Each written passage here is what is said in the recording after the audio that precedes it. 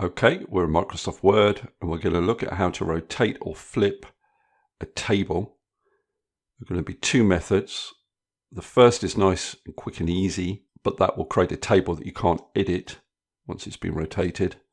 The second method, a little bit more involved, and it requires the use of Excel, but the table will be editable once it's been flipped or rotated. Let's look at the first method.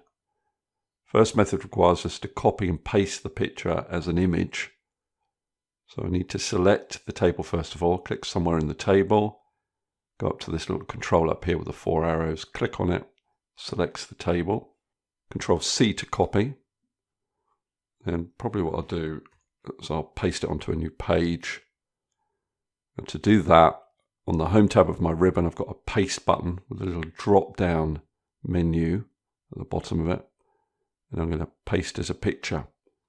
Now if I click on this table, you can see that I have this rotation control here, and all I need to do is drag that rotation tool and it will flip the table for me. But it's a picture, so I can't edit these values or these headings. Let's look at the second method then. So again, I need to select the table and copy it, Control C, and then I need to go into Microsoft Excel. I'm going to paste the table into Excel, Control V, and then I'm going to copy it again, click over into a blank column, and I'm going to go to the same paste drop-down menu that we used in Word, but I'm going to transpose it. Now it isn't quite what we want, and you can see it's made a bit of a mess of all the formatting. Maybe I'll just get rid of borders and background colors just for the moment. Now the first thing I need to do is reverse the order of these rows. So I need to create another column with numbers 1 down through to however many rows you have. I have 7 here. Then I'm going to right click in one of the cells in that new column, go to sort, largest to smallest. Then I can get rid of those numbers, don't need them anymore. Then what I need to do is select all of those cells, Control 1 on my keyboard, and go to the Alignment tab in the Format Cells dialog box. If Control 1 doesn't work for you, just right click, Format Cells, and go to the Alignment tab.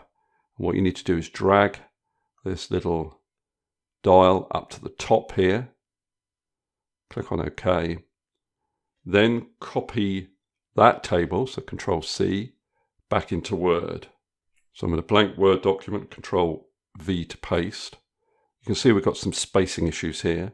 So you select your table, you go to Layout on your ribbon here, click on this Cells Size Launcher, go down to this Options button, and the left and right margin settings, you need to put in the top and bottom margin settings, because we've flipped the data. So I'll just copy that value there, put it in here. You could have a different value in there if you liked. Click on OK, click on OK. You can see it creates the correct spacing for your cells. And there's nothing stopping you from adjusting the row heights for your data, but you can see there it has flipped the data for you. And the great thing about this method is that I can go in and make changes to the data, which I couldn't do with the previous method. Okay, that's all I wanted to cover in this particular video. Hopefully that's useful. If it is, give me a thumbs up and subscribe, and I'll see you next video.